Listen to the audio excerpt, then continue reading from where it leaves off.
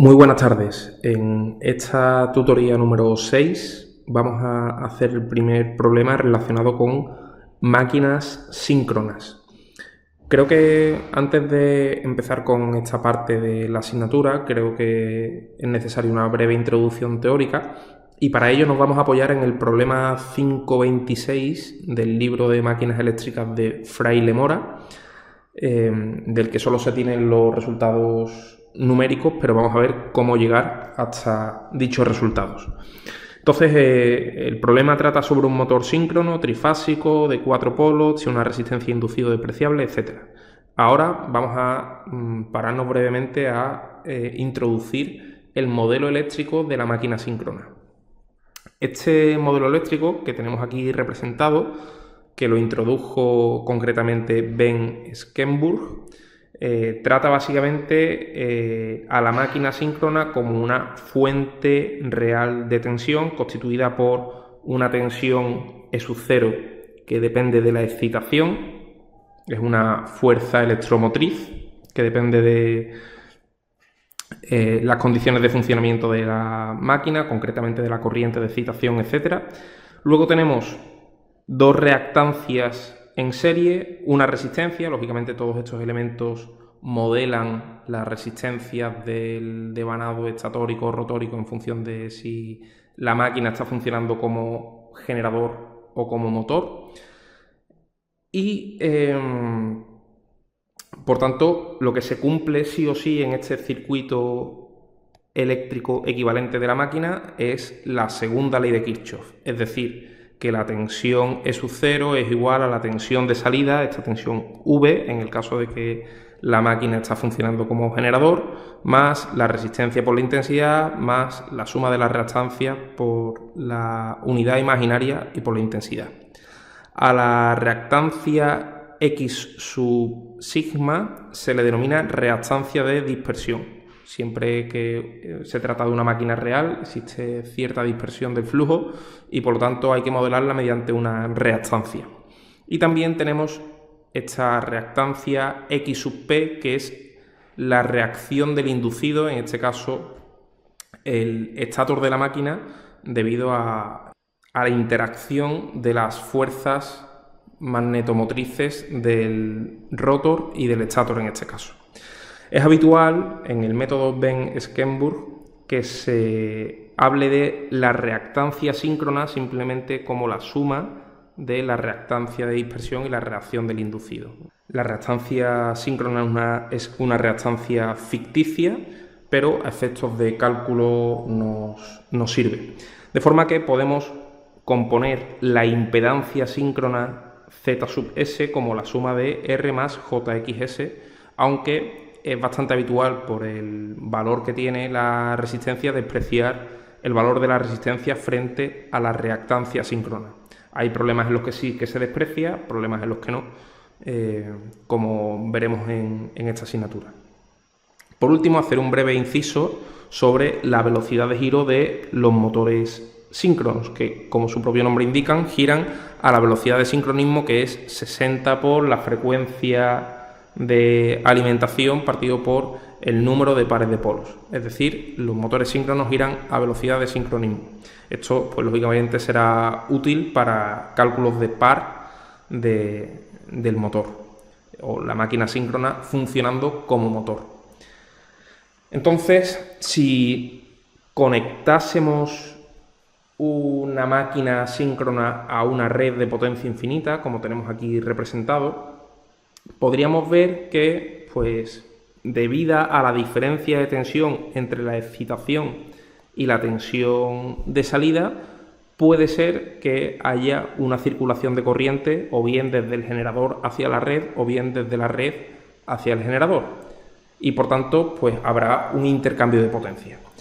Entonces, en función de cómo estén dispuestos, cuál sea el desfase concretamente entre esta tensión de la excitación y esta tensión de salida V, pues podremos ver que efectivamente habrá un trasvase de potencia activa. Cuando la máquina funciona como generador, es decir, la máquina entrega potencia activa a la red, pues lo que ocurrirá será algo como esto, donde podemos ver que es habitual establecer como referencia fasorial la tensión de salida. Si suponemos una intensidad entrando en la red con estas referencias de polaridad y además una intensidad inductiva, vemos que esta intensidad forma con la tensión de la red un ángulo phi, es decir, que la intensidad será un fasor I con un desfase de menos phi.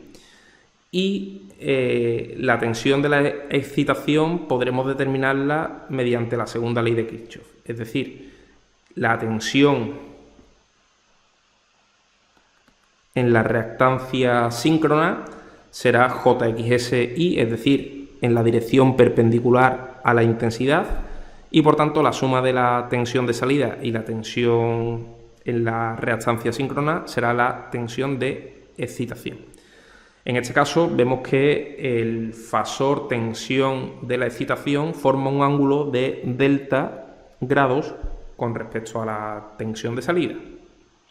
Aunque en realidad, como podemos ver aquí, la potencia que el generador entrega a la red vendrá determinado por 3 veces, si el generador es trifásico, el valor eficaz de la tensión de salida por el valor eficaz de la intensidad que sale del generador por el coseno del ángulo que forman precisamente esta tensión de salida y esta intensidad.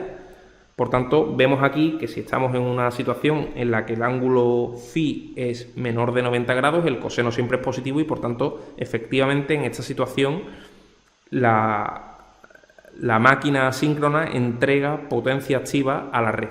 Es decir, la máquina está funcionando como un generador.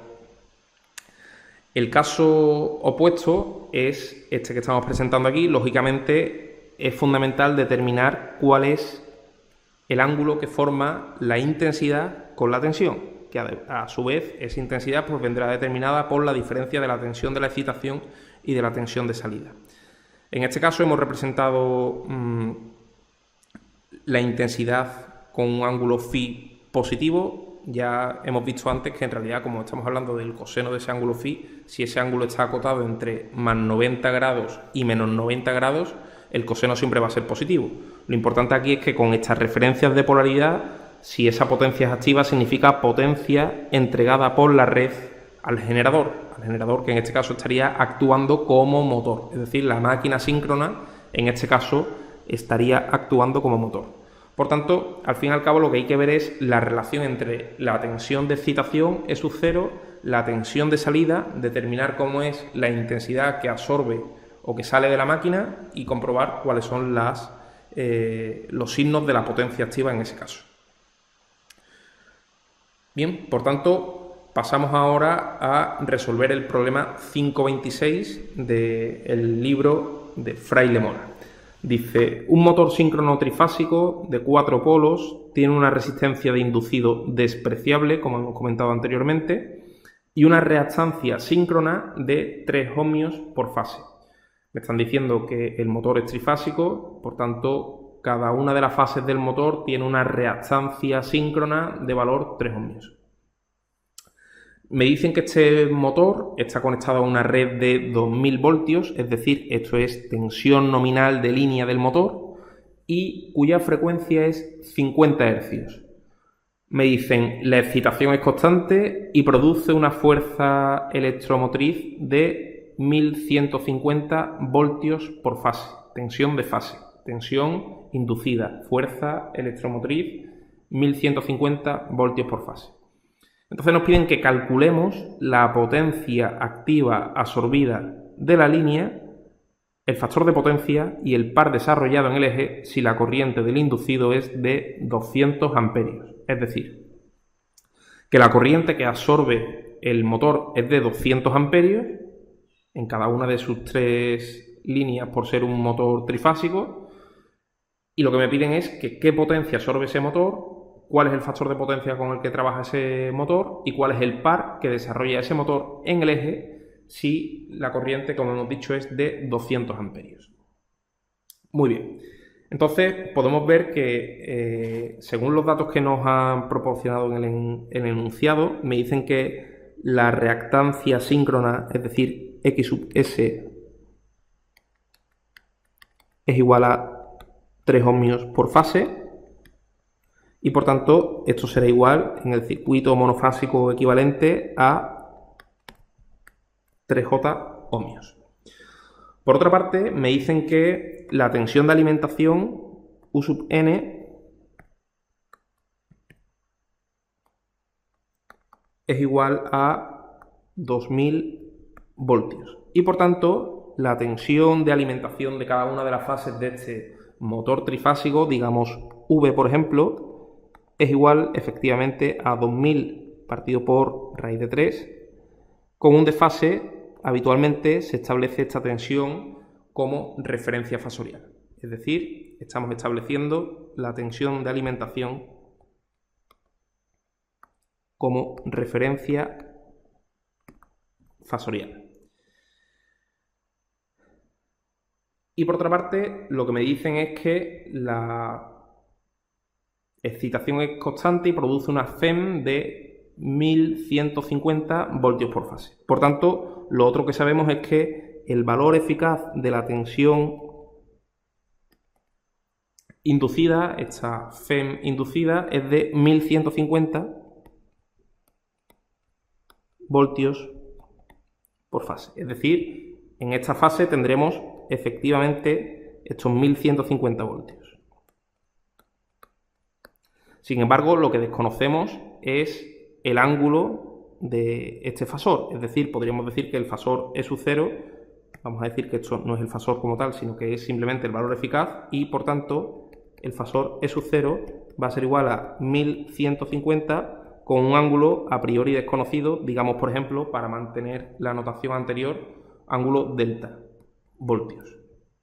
Lógicamente, en un circuito de corriente alterna solo se puede establecer una referencia fasorial. Todas las demás magnitudes se refieren a esa primera referencia que hayamos establecido. Y por último me falta el dato de que me dicen que la intensidad que absorbe el motor, o si la corriente del inducido, es decir, la corriente que circula por el motor, es de 200 amperios. De nuevo, eso lo que me proporciona es simplemente la intensidad I. La intensidad, no el fasor I, sino el valor eficaz de la intensidad. Es decir, el valor eficaz de la intensidad I será igual a 200. Y por tanto, el fasor, que de momento desconocemos el ángulo que tiene, pues será 200. Y de nuevo, para mantener la notación anterior, digamos, con ángulo φ. A priori desconocido. No sabemos si adelantando a la tensión de salida, si retrasando a la tensión de salida, y lo mismo ocurre para la tensión inducida, la fuerza electromotriz inducida, E sub 0. Por tanto, básicamente vemos que las incógnitas de este problema son los ángulos, el ángulo de la tensión y el ángulo de la intensidad. Y esos dos ángulos precisamente son los que van a determinar la potencia activa que consume el motor a través de su línea, el factor de potencia y el par. Por tanto, este problema básicamente consiste en determinar estos ángulos, sabiendo que, pues lógicamente, se tienen que cumplir que la relación de tensiones en este circuito dé como resultado una tensión inducida eficaz de 1150 voltios, una intensidad de 200 amperios. Por tanto, lo que vamos a hacer aquí es plantear la segunda ley de Kirchhoff y diremos que el fasor asociado a la tensión inducida E sub 0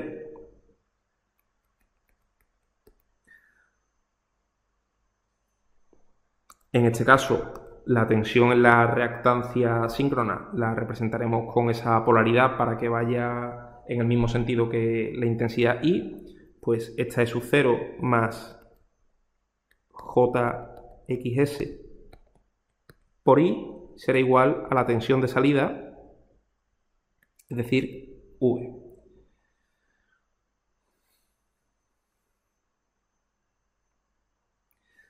Si sustituimos lo que tenemos aquí, podríamos decir que pues, 1150 con un desfase de delta grados más J por 3, que era la reactancia síncrona, por la intensidad, que es 200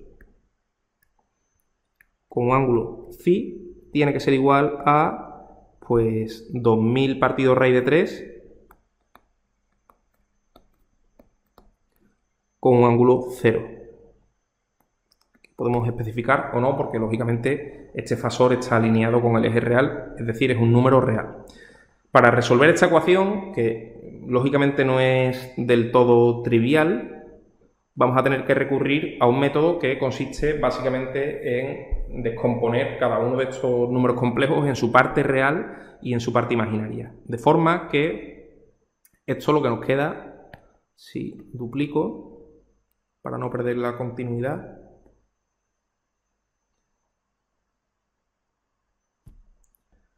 lo que nos quedará será pues que 1150 que multiplica al coseno de delta más j por el seno de delta, es decir, la igualdad de Euler, más j3 por 200 por coseno de phi más j seno de phi, es igual a, pues en este caso, 2000 partido por raíz de 3, y en este caso, pues por el coseno de 0, que es 1, más j por el seno de 0, que es 0, es decir, me queda simplemente esto. Ahora, fijaos que en el segundo término de la izquierda tengo una j que va a multiplicar al coseno de phi y luego al j seno de phi. Por tanto, vamos a desarrollar esa parte, porque eso nos va a quedar, pues, 1150 coseno de phi más 1150 por j, phi no, perdón, delta, seno de delta más, en este caso, 600j coseno de phi, ahora sí, coseno de phi, más 600 por j, es decir, menos 600 por seno de phi. Todo esto igual a 2000 partido por raíz de 3.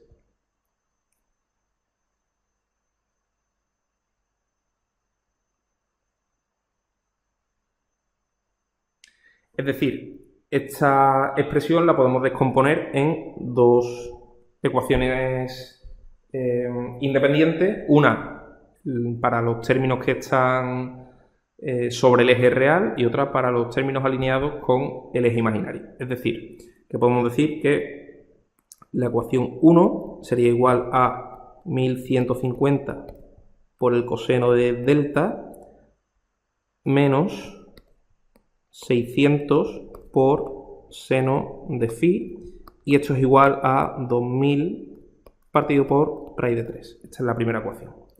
La segunda ecuación lo que nos dice es que 1150 j seno de delta más 600j coseno de phi es igual a 0. Es decir, fijaos que aquí la j con la j se me va y por tanto pues nos quedan dos expresiones donde las incógnitas son concretamente los ángulos, pero tenemos el problema de que tenemos en cada una de las expresiones senos y cosenos. Por tanto, la forma de resolver esto consiste en lo siguiente. Lo que vamos a hacer en la primera expresión es despejar el coseno, es decir, el coseno de delta será igual a 2000 partido por raíz de 3 más 600 seno de phi, todo esto partido por 1150.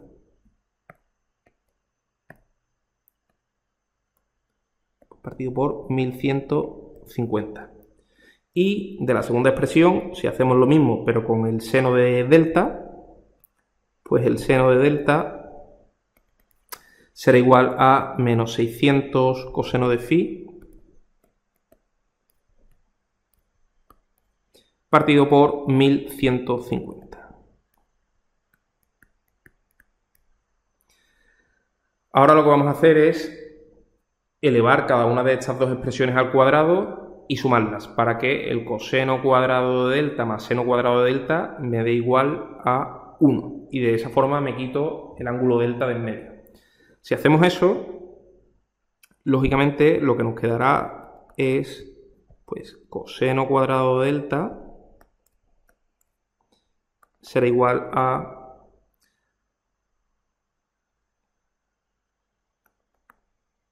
2000 partido por raíz de 3, todo esto al cuadrado, más 600 al cuadrado por el seno cuadrado de phi, más el doble del primero por el segundo, es decir, 2 por 2000 por 600,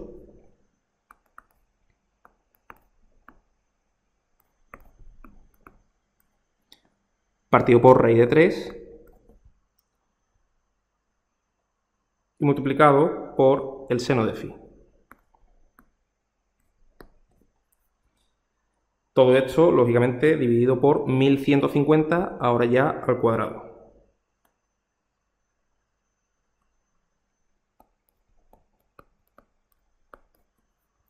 Esta es la primera expresión elevada al cuadrado. La segunda, lo que nos quedará es pues seno cuadrado de delta será igual a pues 600 al cuadrado coseno cuadrado de delta, 600 al cuadrado por el coseno cuadrado de delta, no, perdón, en este caso de phi, partido por 1150 al cuadrado. Ahora sí, si sumo todo esto, lo que me queda es, a la izquierda, coseno cuadrado más seno cuadrado del mismo ángulo me da 1. Y lo que puedo hacer es, cuando sume, pasar el 1150 al cuadrado multiplicando a la izquierda. Es decir, 1150 al cuadrado será igual a pues, la suma de todo este término más este otro término, donde lo que puedo ver es que 600 cuadrado por el coseno cuadrado de phi más 600 cuadrado seno cuadrado de phi me dará igual a 600 cuadrados. Es decir, esto es igual a 600 cuadrados más 2000 al cuadrado partido por 3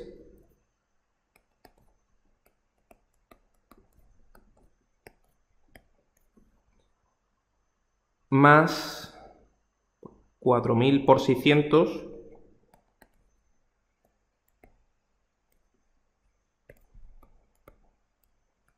partido por raíz de 3 y por el seno de phi. Ahora ya fijaos que tengo una ecuación en la que solo tengo la incógnita phi aquí. Por tanto, lo que vamos a obtener de aquí es el ángulo phi. Si sigo operando, a mí lo que me queda, ya no tiene demasiado sentido seguir operando paso a paso porque la resolución ya es más o menos inmediata. A mí lo que me queda es que el seno de phi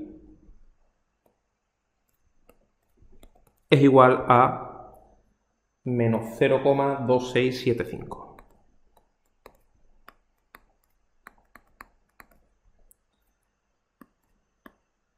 Sin embargo, lógicamente ahora tenemos que interpretar este resultado. ¿Esto qué significa? Bueno, que el seno de un ángulo sea menos 0,2675, tendremos que representar sobre el plano, podremos decir que el ángulo phi pues, va a estar aproximadamente, si hacemos el arco cuyo seno es menos 0,2675, podemos ver que phi es menos 15,15 grados, perdón, menos 15,5, pero esta no es la única solución, porque efectivamente este ángulo de menos 15,5 tiene un seno que podremos ver aquí de menos 0, lo que sea, pero existe otro ángulo que también tiene ese mismo seno. Ese ángulo no es más que, pues, 180 más los 15,5. Es decir, que hay dos posibles soluciones, son menos 15,5 o bien phi igual a 180 más 15,5, que lógicamente es 195,5 grados. Por tanto, tenemos dos posibles soluciones. Cada una de estas dos soluciones, lógicamente, me da una solución para el ángulo delta. Concretamente, si phi es 15,5, menos 15,5, perdón, delta es igual a menos 30,18, y si phi es 195,5, el ángulo delta será igual a 30,18. Entonces lo que tenemos que ver es cuál de estas dos situaciones es la situación en la que se encuentra nuestra máquina síncrona. Nosotros hemos definido el ángulo phi como el ángulo de la intensidad. Y por tanto, con estas referencias de polaridad, de intensidad y de tensión, lo que podemos ver es que vamos a ver qué pasaría en términos de potencia en cada una de esas dos situaciones. Vamos a verlo a continuación. Si phi es igual a menos 15,5,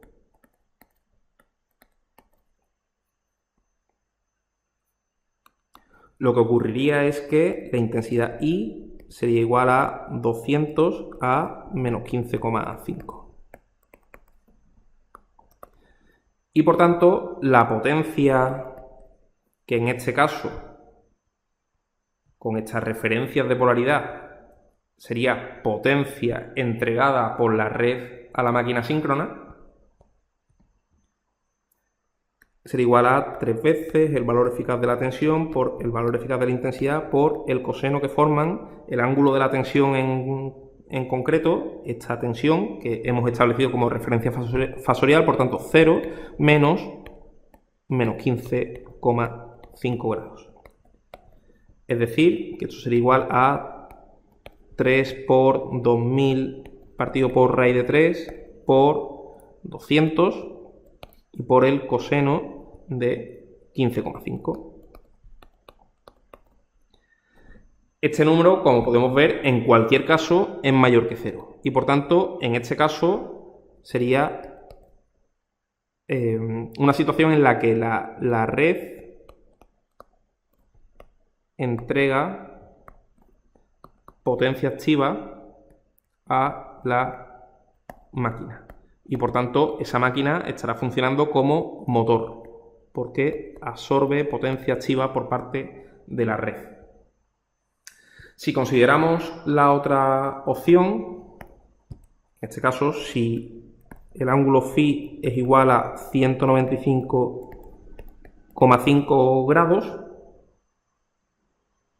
eso es, pues eso implicaría que la intensidad en este caso sería 200 a 195,5 grados y por tanto amperios, y por tanto en este caso pues la potencia sería igual a 3 veces valor eficaz de la intensidad y de la tensión por el coseno que forman esa tensión y esa intensidad. Es decir, en este caso 0 menos 195,5 grados. Y el coseno de un ángulo de menos 195,5, dejadme que lo haga por confirmar. Bueno, en cualquier caso, ese ángulo, el menos 195,5, es un ángulo que estaría aproximadamente aquí, ¿verdad? Y el coseno efectivamente es negativo, es este tramo que tenemos aquí, por tanto, efectivamente esto es menor que 0 y por tanto, con estas referencias de polaridad que tenemos establecidas en nuestro problema, la máquina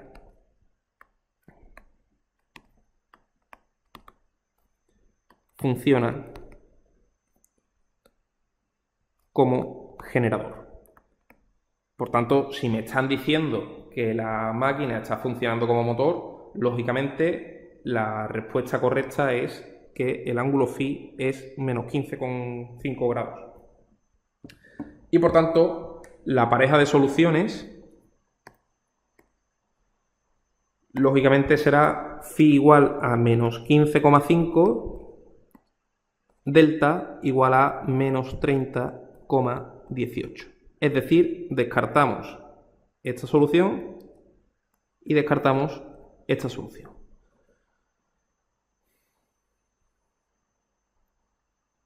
Por tanto, una vez que ya tenemos perfectamente definidos los ángulos, podemos retomar el problema y ver exactamente qué es lo que está pasando con esta máquina y esta red de potencia infinita.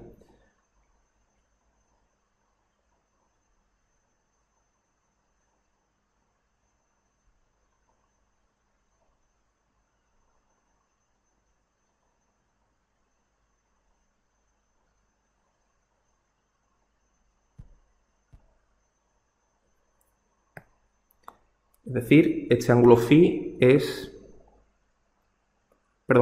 delta es, hemos dicho, menos 30,18, menos 30,18 grados, y este ángulo phi es menos 15,5 grados.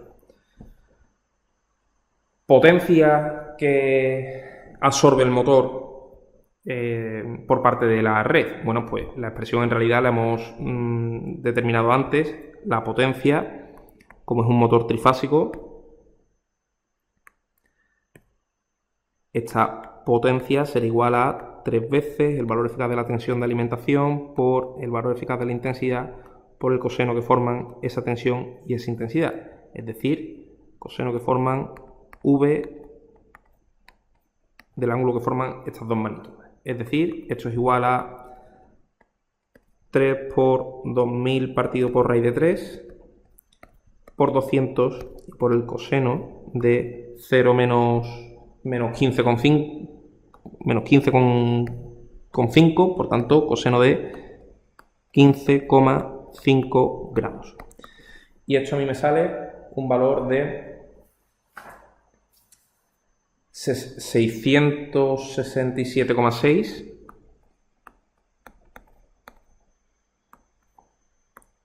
kilovatios, que lógicamente son kilovatios absorbidos por el motor desde la red. Este sería el primer apartado que se nos pide en el problema. El segundo apartado es simplemente calcular el factor de potencia. Bueno, el factor de potencia de lo que es el motor me lo dará precisamente el coseno del ángulo que forman esa tensión y esa intensidad de alimentación, es decir, esta tensión y esta intensidad. Por tanto, el factor de potencia que ve la red, es decir, el factor de potencia que tiene el motor, no es más que el coseno que forman el fasor tensión y el fasor intensidad. Es decir, coseno de 15,5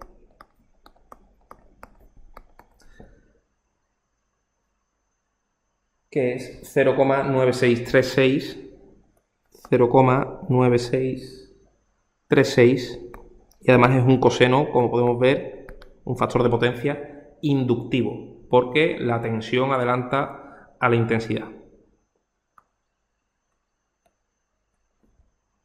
Lógicamente podríamos calcular cuál es la potencia reactiva que consume el motor en cuestión.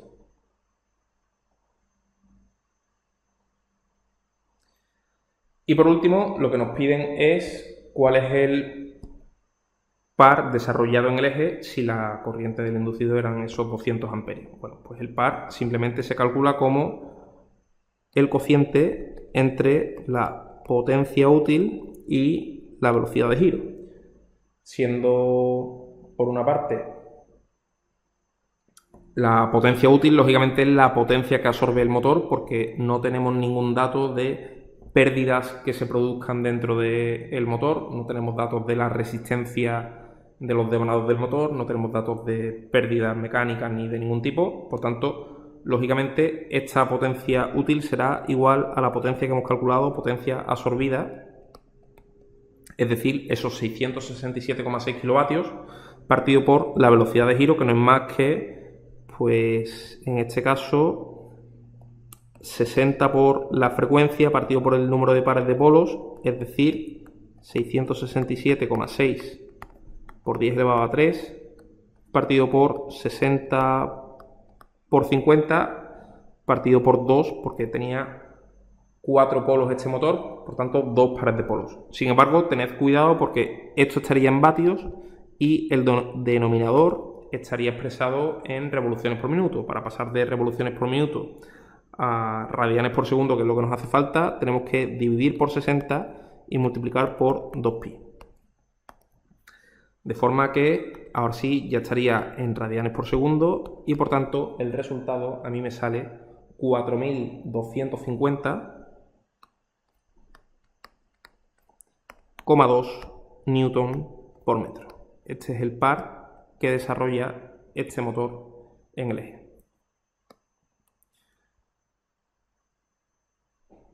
Por tanto, podéis ver que una vez que hemos resuelto los ángulos y por tanto tenemos perfectamente definidas la tensión inducida con módulo y ángulo y la intensidad que absorbe el motor en cuestión, en módulo y ángulo, cualquier cálculo que vayamos a hacer es prácticamente inmediato.